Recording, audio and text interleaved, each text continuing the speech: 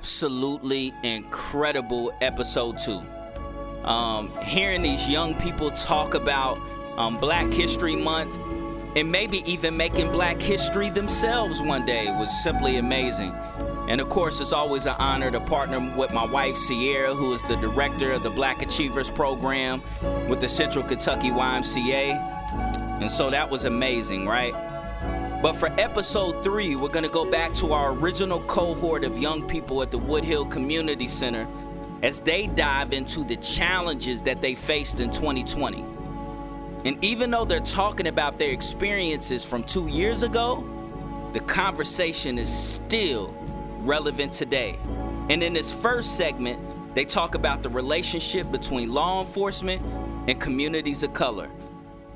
Sit back, relax, and listen to the voices of youth in Lexington. Peace and love. Really can't, like, even in that situation, just like a little numb, because like you look at it like another police killing another Black person. It's like, how, like, when is this gonna stop? How is this gonna stop? What we gotta do to stop this? Like, and Marcus done actually like Marcus knows, like, whenever he calls me and asks me to do anything, like, I'm not gonna tell him no. So, we've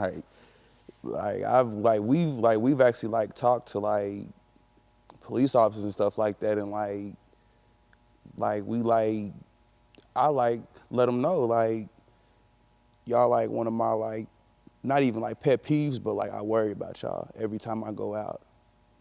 Every time I see one of y'all, I don't care if you're Black or white, I don't care. You got that badge on. And even if a person isn't doing anything wrong, they think about the stuff that we're talking about, and they don't even want to be around that, because it's like you like see those videos. Police will shoot a man to tell him to freeze. You done already shot him 3 times. What's he gonna do? Like, and at this point, it's just like I said, it's just like all we can, like, what can we do to stop this? Like, how? But then it's just like, not even hopeless, because if I lose my hope, I lose my faith. And that's something that'll never leave me, faith. And I believe, I have faith, one day all this will turn around or even become like better. Not gonna come better tomorrow or the day after. It's a progress, but going back, like what he said, I feel like ways we could like stop that feeling like uncomfortable whenever we're talking to cops. I feel like just having conversations like this, having them sit down with us and we're just like talking, like letting it out, letting everything out, like how he felt about him, how he just let it out. I feel like that builds the connection. So whenever we see them, we can be like, hey, officer such and such, we know him. I feel like that's the way we can stop it, by just having conversations. Like when we had that march for Rupp Arena with Robbie Moss and them, I feel like that kind of helped, because some officers were there and they saw how we felt, and the young people his age, just having that talk, and I feel like that's how we can stop that. I agree with him on that, but then it's just like, I don't know, with our like age group and like older, that's all we know for years is F the cops, don't talk to the cops, no none of that. So then it's just like, once that's already instilled in you, like there is no going back to that. So it was like if you really want to stop this, it starts with the kids. It starts with the young kids. The kids don't know or feel the way that the older kids do. So it's like, you know, it might be forever forget the police, but then like the younger generation might come along and change, you feel me, change the ways, break the chain. So do you think like it would change if cops were like going to communities and like somebody's just out there playing basketball? If they just stop and say something, let me get some shots with you, you think that'll help?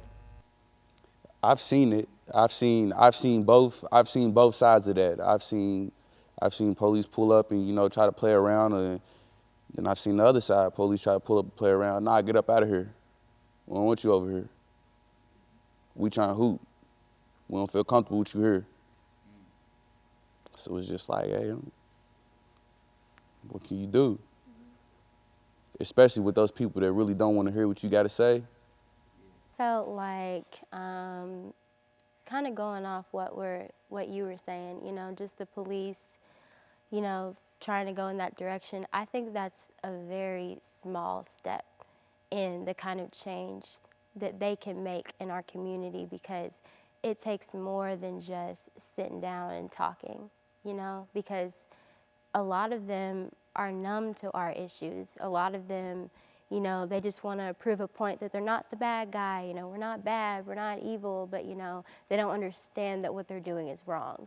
You know, they got to learn the history. They got to sit down and be trained how to handle people the right way. You know, I feel like it just takes a lot more, and I feel like just law enforcement just needs to do better, and they got to take bigger steps than that. But that doesn't mean that that small step isn't going to help for change, because it will.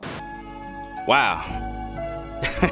It's just mind-blowing just how candid and descriptive and powerful these young people are, which again just kind of highlights the importance of allowing them to have their voice and using that voice to advocate and speak for them.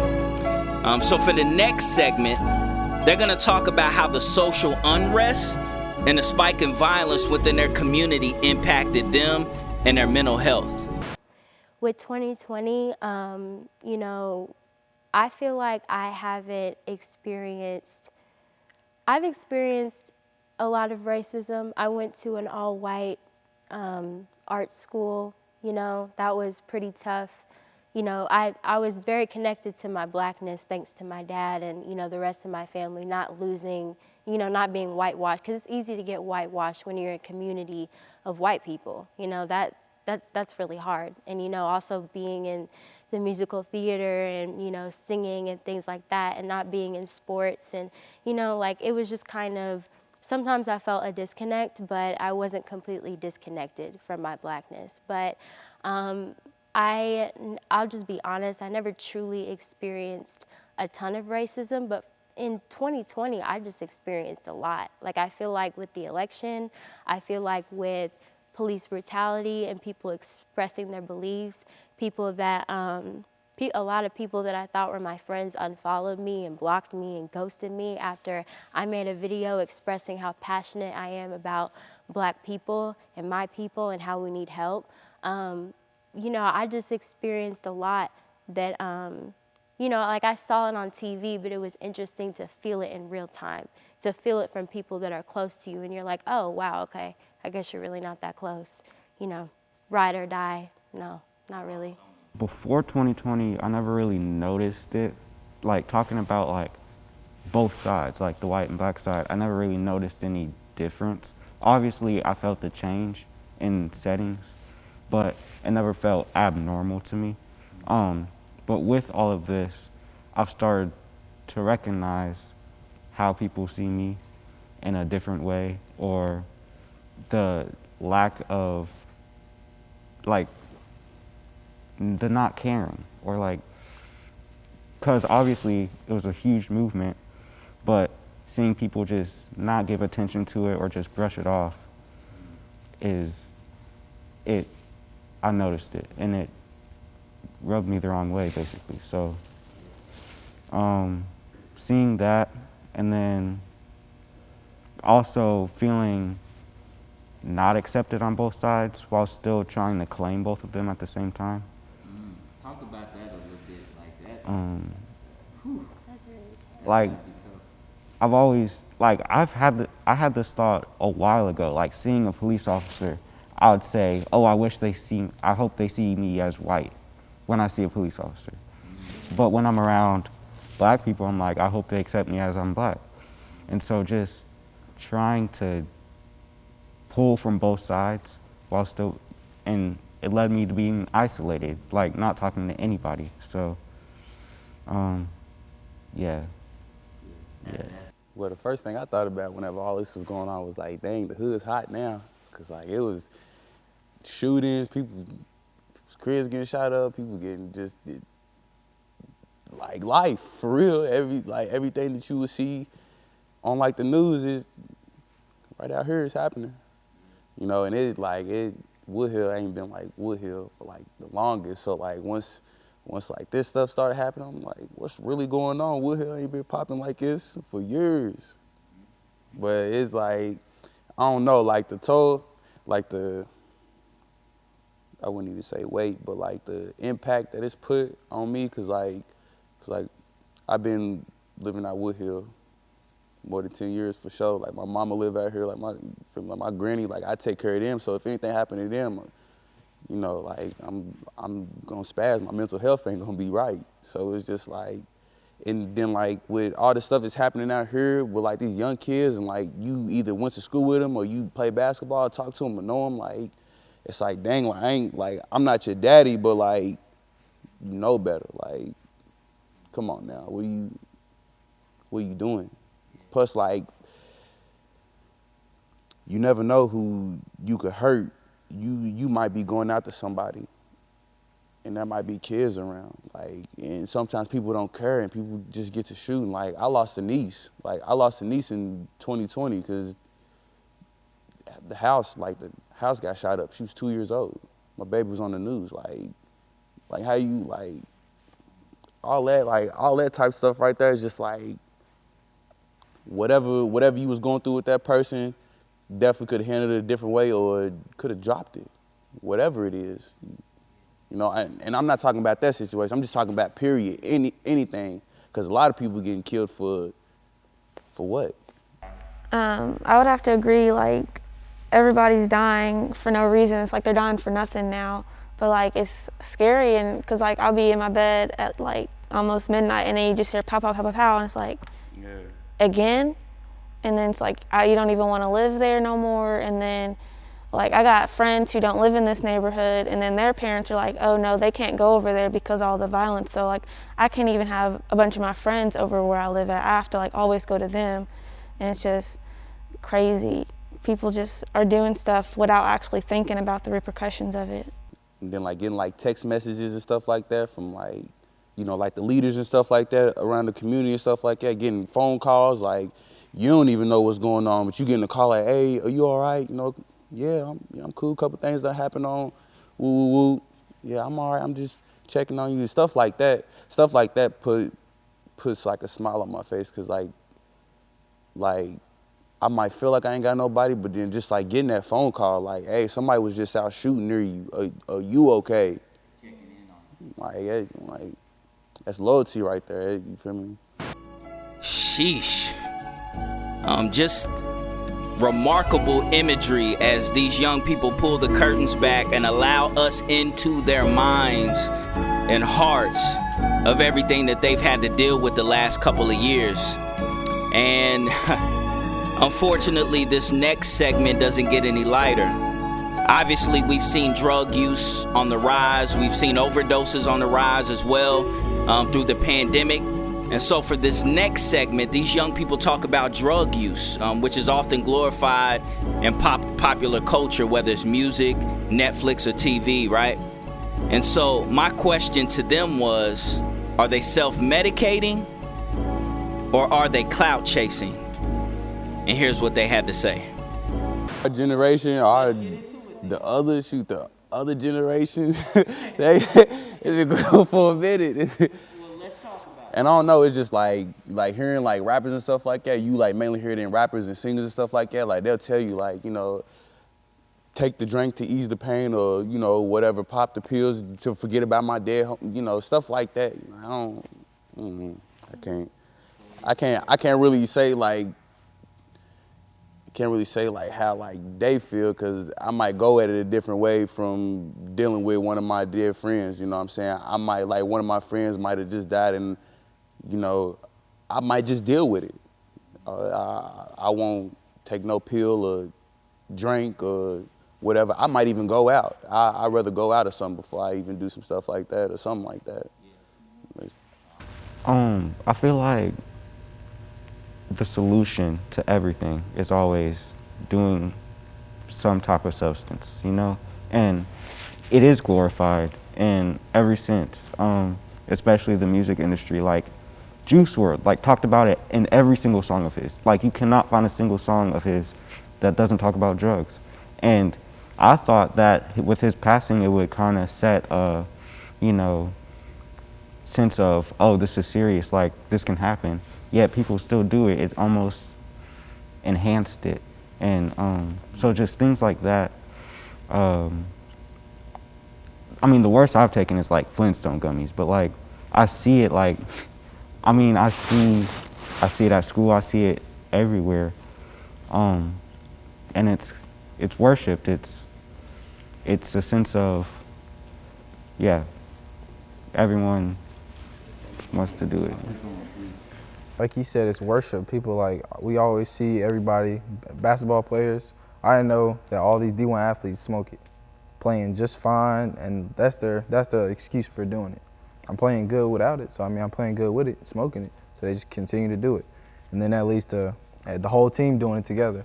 And it's just like a way to like just chill, sit back, and but I feel like you can have a good time without doing it. But for some people, they just feel like you have to do it to chill and just talk it up with the boys.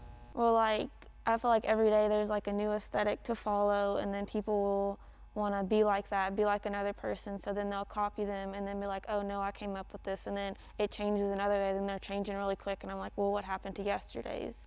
And like, there's just too much change.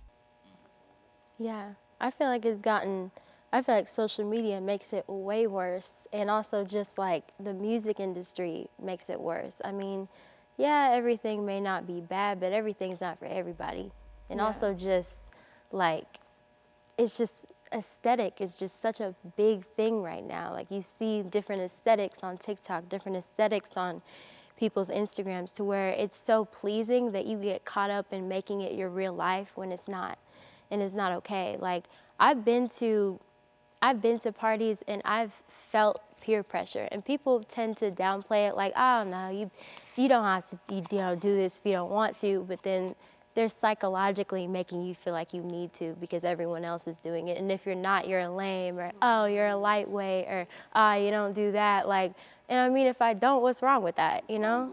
What's wrong? There's really, truly, and honestly nothing wrong with it. But because it's just so fabricated in the media, and it's just like everywhere. It's not even like, I guess like before social media, like it would really only be in school and with your friends, but when it's just like everywhere, your artists, you see artists online and people that you look up to just doing stuff that you probably morally don't agree with, because it's just everywhere, you feel as if you have to adapt to it and you kind of want to give into it. It takes a lot sometimes to just be at a party where everybody's just having fun and doing this and that, to be like, no, I'm good. I can totally have so much fun without it, you know? So The main negative impact about it all is you can die. You can overdose. You can't. That, and being addicted and coming back from that. 'Cause some people don't come back. Some people go get help. Some people they overcome it. Some people, it's worse. It's just like it just keeps going. No matter how many times you get in trouble, no matter how many times you get caught with it, it's just like that's your life now. You forget about everything just because that's what you worried about. You worried about your numbness and how you feel, and some people, that's why I really don't like talk about anything for real with people, just because, yeah, I might go through it. I might have stuff wrong with me, but there's a lot of people out here with stories that's worse than mine. There's kids out here with stories worse than mine. They can't eat, ain't got nowhere to sleep. They gotta sell drugs, they gotta do this, they gotta kill. Man, just wanted to take a quick break before these young people finish this conversation. You will see on the screen listed are some resources for young people dealing with addiction. And so we just want to make sure that, in opening up this can of worms that can be triggering, that we're also offering resources. So make sure you check those out, take a screenshot. And if you need more resources or more help, feel free to reach out to One Lexington and we can get you connected. All right, back to the episode. Peace. Well, like with that, it's all about hopping on the bandwagon again. They don't know the long-term effects of it. But like also some of them probably do, and they're like, oh, I'm never gonna fall into that. Like, I have a friend, like we don't talk anymore, but I remember the first day she came to school, she was like, I'm about to start vaping, and I told her not to get addicted. Now 1 year later, she's addicted, and like she's fallen into drinking and all of that. Like obviously she's lost a bunch of family members, like maybe 5 in like 2 months. And so it's just off the deep end for her. And I'm like, it's so crazy because she needs help, like, and you don't know how to do that, give it help without thinking you're crossing a line. But it's just people, they will know it, and then they'll like, no, that will never happen to me, like ever. No, of course not. I don't think anyone really truly understands the impacts that drugs can have. I don't even think people really understand the impacts of a lot of things, because you know, when you talk to somebody at a party and you probably ask them like, hey, what's this? And they're like, oh, it's just a little something.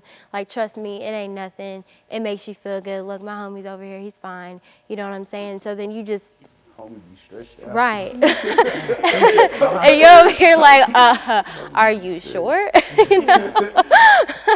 So, It's crazy. no, really. So I just think that it's just, I feel like people just, you know, just go with whatever their friend tells them, you know, because they trust their friend, or they trust, you know, where they're at in their environment. But I don't think people really take the initiative to go online and be like, hey, what's like actually like in this? Like, let me see like what, like how this can actually like affect me. I guarantee you, no one really does that. Because then when I did get the Find app and I started learning more and more about drugs and about vaping too, I tried to tell somebody about the effects of vaping, and they were like, gosh, like, I had no clue. Like, somebody told me that it would actually, like, improve me, improve my life, improve my, you know, I was like, no, no.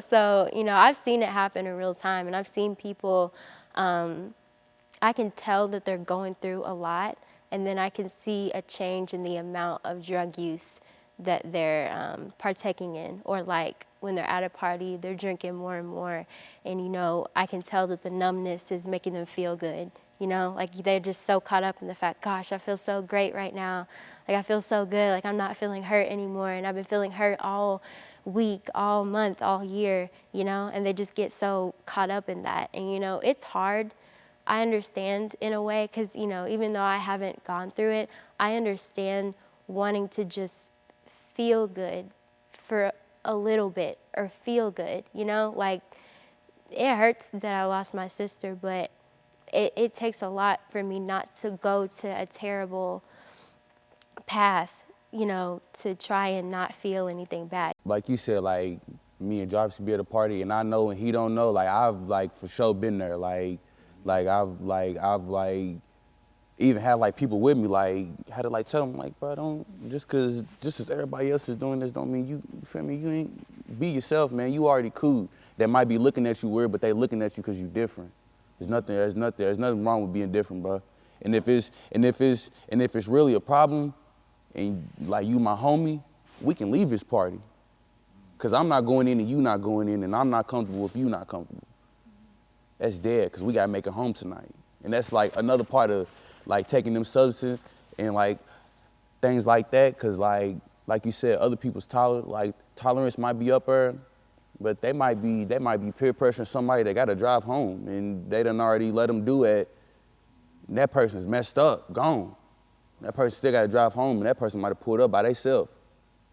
Next thing you know, worse things worse, get pulled over, get in a wreck, whatever, just because you let somebody peer pressure you, doing something you know you really don't even like doing.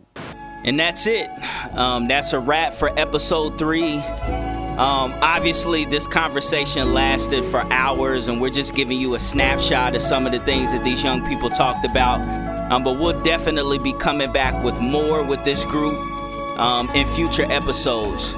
So just remember, all of those adults out there, all of those stakeholders, whether you're parents, teachers, government officials, right? Law enforcement, people in the justice system. Just remember, we all have the best intentions for these young people, but we can't speak for them. And so anytime you are doing and engaging and facilitating something for the betterment of young people, consider bringing and inviting them to the table and let them advocate for themselves as well, all right? My name is Devon Karama. I am the director of One Lexington, and this is Youth Voices of Lexington, Episode 3. Peace and love.